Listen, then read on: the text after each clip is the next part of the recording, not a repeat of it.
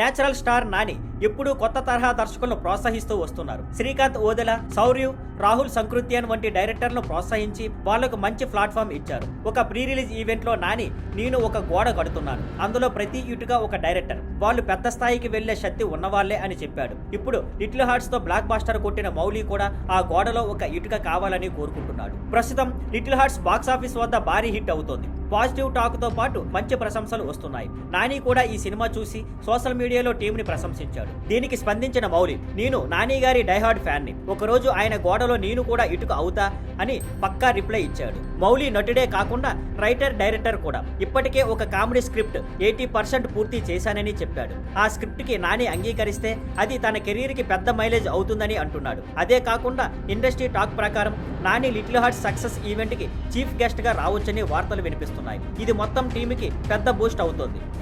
Thank you for watching. Please like, share and subscribe.